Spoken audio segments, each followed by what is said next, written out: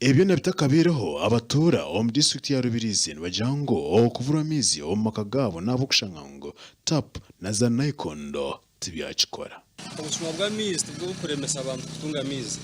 ahabwo kuba bono batakangwa amizi gabo bagiba abamutugine kandi amizi gagumiriye batagari nk'amashanyarazi abo kuba bareba ahi batimbatimbere abantu mbaraka kumanya ngo aha batimbereho biba amizi abashoma bakugiba ubwe nintekateka no butagira buhereza bw'amizi bwinji umuntu woyine kintu mu bwinji timukaciba nureba n'abashuma kuza kwiba amizi niba batagine kandi ubundi bagatembese sente nyinji bamwe abatura nabonje bagira ngo washanga umuntu ariyo nayiba amizi ga National Water and Sewage Corporation ubundi abatari umushobi abo kuba ikitongo nce kimwe kibahwerire kugishemire harugaho obushuma bw'amizi n'abantu amizi nibagafuna kandi hati nibagenda konkati bari kugabahereza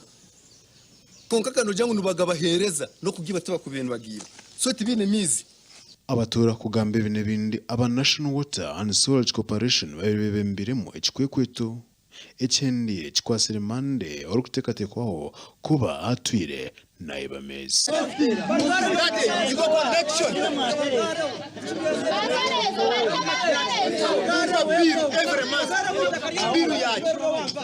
public tap neragirwa mu mateka ga maize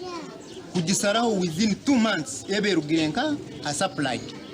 baitu nyowe maziro mwaka gumu nemyezi 2 habwachi batarizire gasaraho nkaba nimba banja sente zange nimba banja milioni 26 nemitwaro 80 nka transferinga pipes kuziya mu rugudo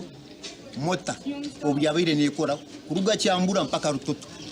ubu nagezere kubatonga bangambira ngo bote bakumanya nyongo zana na National Water emyaka 5 nekishweka nkora ubwo mulimo bwaho no mu office banyage myezi ene icyamano kutubanza icyecho manetine cya kutubanza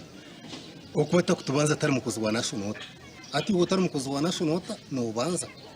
arete papura ibyo kwerekana no mukozi wa National Water nango bosho muntu aho yakagendera kuyabari umuntu ari kubanza kubona katakazaga mukoti